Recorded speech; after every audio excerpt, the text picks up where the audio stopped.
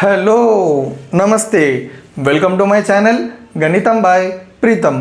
మన థర్డ్ సిరీస్లో second video వచ్చేసి ఏంటంటే very important concept, power of the point and position of the point. So ఈ వీడియోలో మనము ఈ టూ కాన్సెప్ట్స్ని డీటెయిల్గా డిస్కస్ చేద్దాం.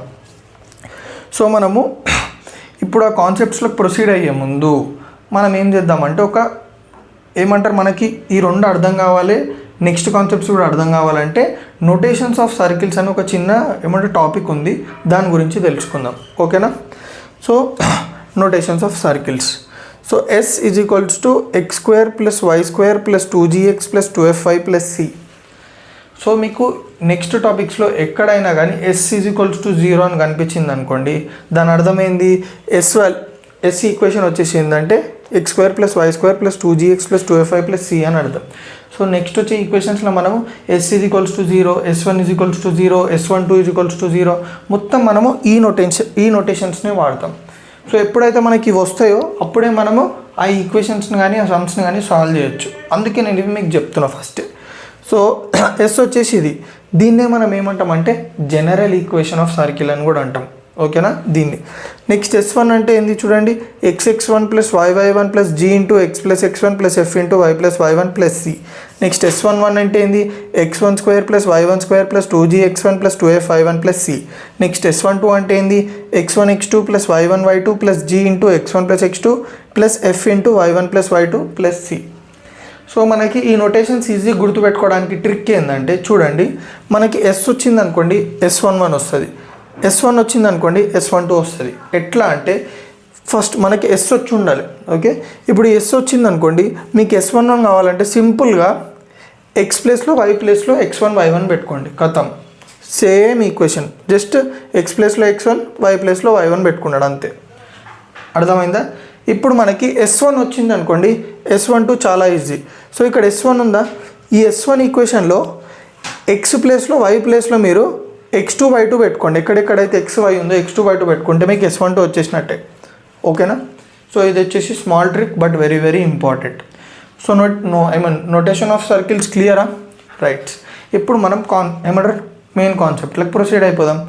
కాన్సెప్ట్ వచ్చేసి ఏంది, position of a point. So first మీకు అర్థం కానీ ఒక చిన్న ఎగ్జాంపుల్ చెప్తా. ఒక సర్కిల్ని బేస్ చేసుకొని పాయింట్ ఎట్లుండొచ్చు, పాయింట్ యొక్క పొజిషన్ ఒకటి సర్కిల్ లోపల పాయింట్ ఉండొచ్చు, నెక్స్ట్ సర్కిల్ మీద పాయింట్ ఉండొచ్చు, నెక్స్ట్ సర్కిల్ బయట పాయింట్ ఉండొచ్చు. సో ఒక పాయింట్ సర్కిల్ని బేస్ చేసుకొని 3 పొజిషన్లు ఉండొచ్చు. Point inside the circle, point on the circle, point out side the circle. So ఇక్కడ వచ్చిన చిక్ ఏంటంటే ఒక పాయింట్ ఇచ్చింది మనకి, ఈ పాయింట్ సర్కిల్ లోపల ఉందా, ఈ పాయింట్ యొక్క పొజిషన్ కనుక్కోమంటుండు. ఎట్లా కనుక్కుంటాము, అరే ఇది లోపల ఉందా, బయట ఉందా, మీద ఉందా, మనకి ఎట్లా తెలుస్తుంది? సో దీనికి ఒక కండిషన్ ఉంది. సో ఆ కండిషన్ని యూజ్ చేసుకొని మనము ఒక పాయింట్ ఎక్కడుందో ఈజీగా కనిపెట్టవచ్చు సర్కిల్ని బేస్ చేసుకొని. సో చూడండి, ఫస్ట్ మనము ఆ కండిషన్ని కనుక్కోవాలి కదా, ఆ కండిషన్ని కనుక్కుంటేనే మనకి తెలుస్తుంది. సో ఇప్పుడు మనం ఫస్ట్ కండిషన్ని కనుక్కుందాం. చూడండి, let S is equals to 0. నేను అన్నానో లేదో ఇక్కడ వచ్చింది. ఇప్పుడు S అనగానే మనకి ఏం గుర్తుకు రావాలి, it represents general equation of circle. అంటే ఈ ఈక్వేషన్ కన్సిడర్ చేయాలి, be a circle and P x1 y1 be a point. So చూడండి, ఇది వచ్చేసి సర్కిల్ యొక్క ఈక్వేషన్ వచ్చేసి ఇది, అండ్ పి x1 y1 అన్నాడు, ఆ పాయింట్ వచ్చేసి ఇది. ఓకేనా? సో ఫస్ట్ మనము కండిషన్ని కనుక్కుందాం. ఫస్ట్ కండిషన్ ఏంటంటే P lies inside the circle. మనం దాని గురించి తర్వాత డిస్కస్ చేద్దాము.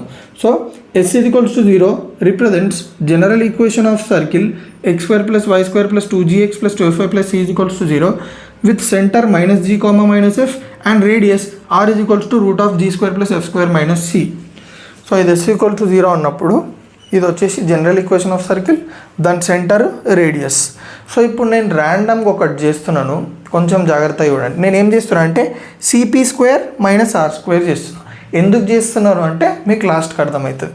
ఫస్ట్ CP² అంటే ఏంది, ఫస్ట్ CP అంటే ఏందో తెలియాలి. CP సెంటర్కి పాయింట్కి మధ్యలో డిస్టెన్స్ని CP అంటాం, అవునా కదా?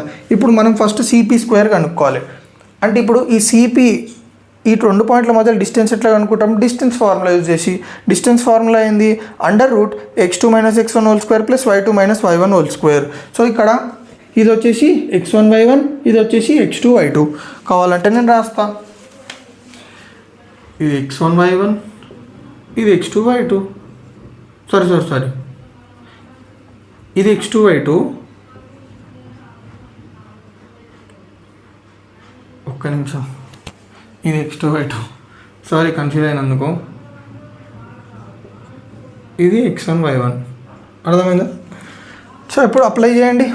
√(x1 - g) అంటే plus g, x1 + g² plus y1 - y2 అంటే y1 - f అంటే ఏంది, plus f. So y1 + f² ఇక్కడ మనకి స్క్వేర్ ఉంది కాబట్టి మళ్ళీ స్క్వేర్ పెట్టుకోవాలి, -r².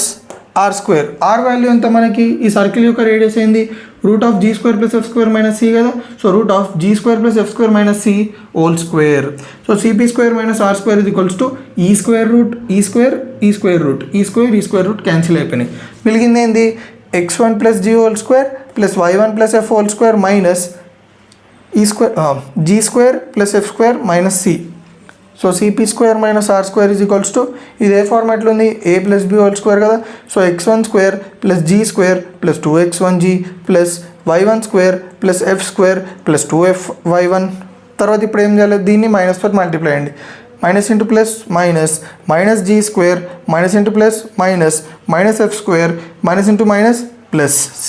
సో ఇక్కడ మీరు చూసుకున్నట్టయితే +g² -g² plus f² -f² cancel చేసిన తర్వాత మనకి ఏమొచ్చింది చూడండి, cp² - r² x1² plus y1² plus 2gx1 plus 2fy1 plus c. So ఇప్పుడు నాకు ఈ ఈక్వేషన్ చూస్తే నాకు ఏదో గుర్తొస్తుంది. నోటేషన్స్ ఆఫ్ సర్కిల్కి వచ్చేయండి.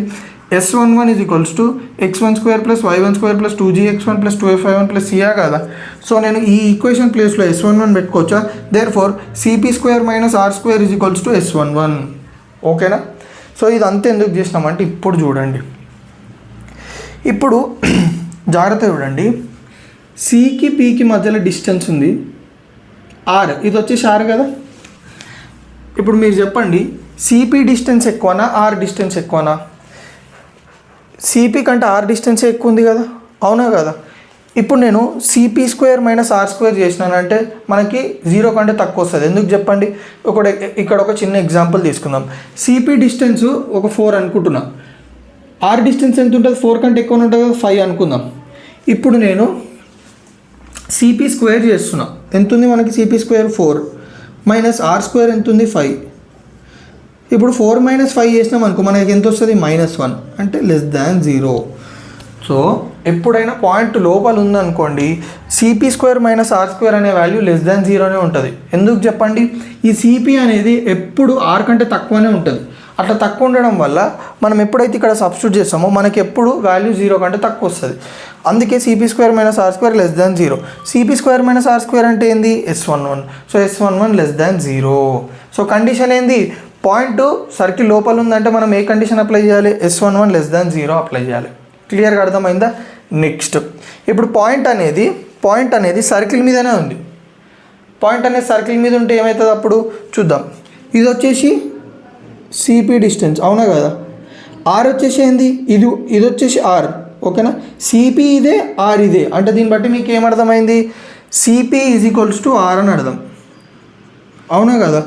అప్పుడు మీరు cp² - r² చేసిన అంటే 0 వస్తుంది. ఎందుకు చెప్పండి, cp = r కాబట్టి cp²లో నేను r² పెట్టాను అనుకో, r² - r² 0, అవునా కదా. అంటే దీన్ని బట్టి మీకు ఏమర్థమైంది, ఎప్పుడైతే cp² - r² 0 అయిందనుకోండి, పాయింట్ అనేది సర్కిల్ మీద ఉందని అర్థం. ఇప్పుడు p lies out side the circle అంటే ఏమైపోతుంది చెప్పండి, p సర్కిల్కి బయట ఉంది. సో ఇప్పుడు మీరు సికి పికి డిస్టెన్స్ కనుక్కోండి, పక్క రేడియస్ కంటే ఎక్కువనే ఉంటుందా ఉండదా. సో ఇది రేడియస్ కంటే ఎక్కువ ఉందంటే దాని అర్థం ఏంది, సపోజ్ ఇది ఒక 10 ఉంది అనుకుందాం, రేడియస్ వచ్చేసి 5 ఉంది అనుకుందాం. సో 10 - 5 ఎంత, 5 కదా, విచ్ ఈస్ ఆల్వేస్ <0. సో ఎప్పుడైతే p సర్కిల్కి బయట ఉంటుందో అప్పుడు మనకి cp² - r² <0 ఉంటుంది. That means S11 <0. సో క్లియర్గా అర్థమైందా ఇక్కడ వరకు. సో ఇప్పుడు మనము మన నెక్స్ట్ కాన్సెప్ట్ ఏందో చూద్దాం. మన నెక్స్ట్ కాన్సెప్ట్ వచ్చేసి ఏంటంటే power of the point.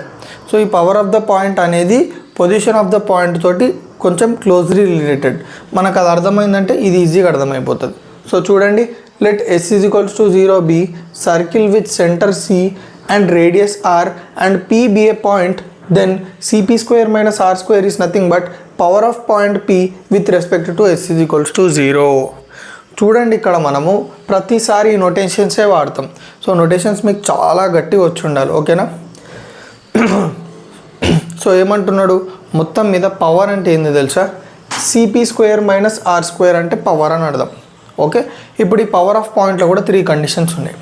For example CP square minus are square, మనం సిపి స్క్వేర్ మైనస్ ఆర్ స్క్వేర్ని S1 అని అనుకోవచ్చు కదా. ఎస్.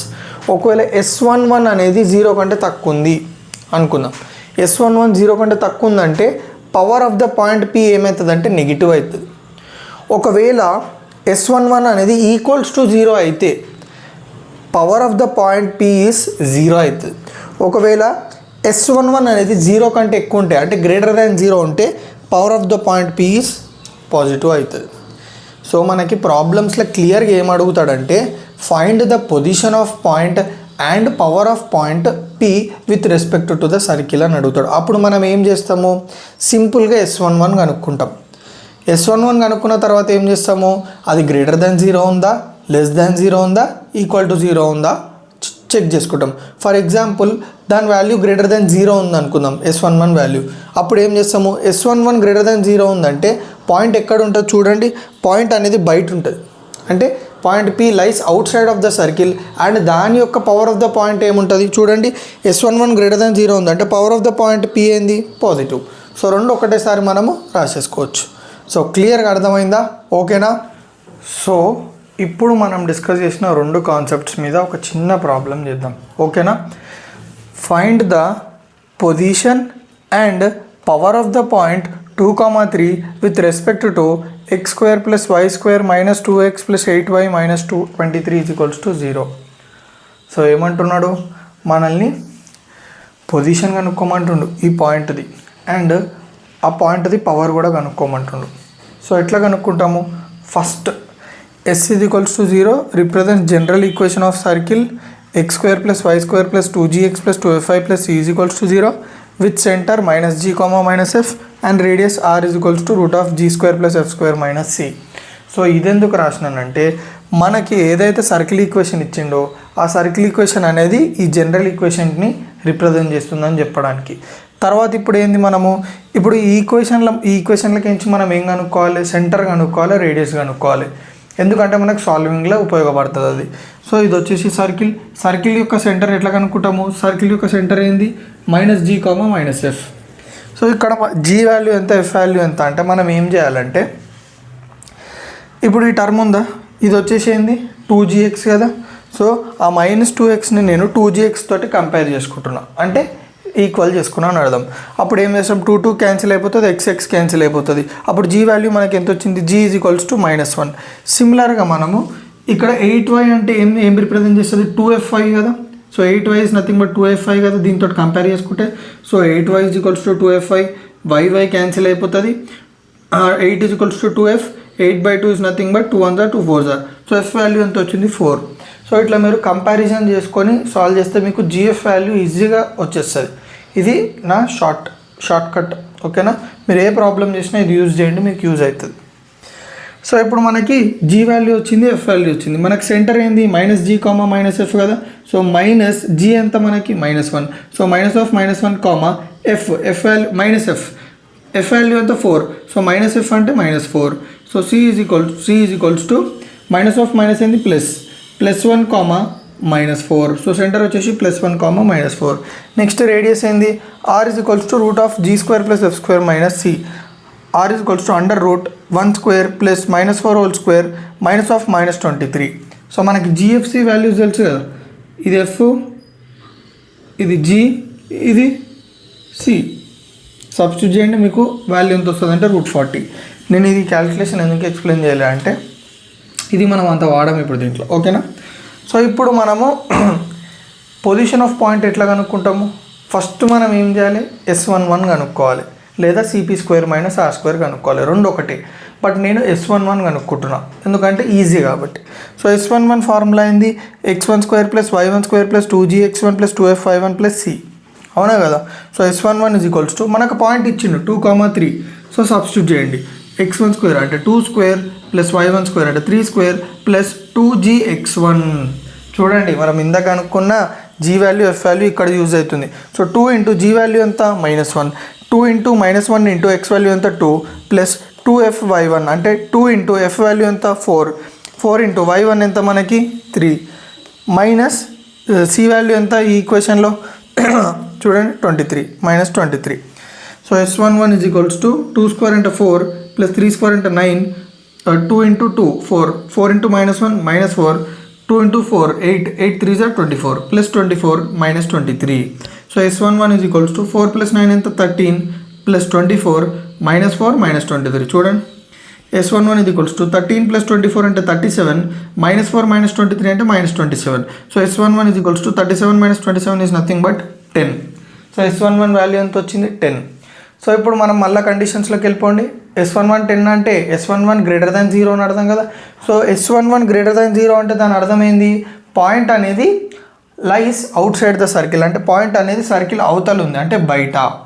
అండ్ ఇప్పుడు పవర్ ఆఫ్ ద పాయింట్ ఎట్లా కనుక్కుంటాము, ఒకవేళ ఎప్పుడైతే మనకి S11 > 0 అయింది అనుకోండి, చూడండి S11 > 0 అంటే పవర్ ఆఫ్ ద పాయింట్ ఏమైంది మనకి positive. So power of 2, 3 with respect to s = 0 is positive అని అర్థం. సో రెండు ఒకటే ఫార్ములా S11. సో క్లియర్గా అర్థమైందా. సో నా వీడియో ఏమైనా మీకు కొంచెం యూజ్ అయితే తెలుసు కదా ఏం చేయాలో, రైట్స్.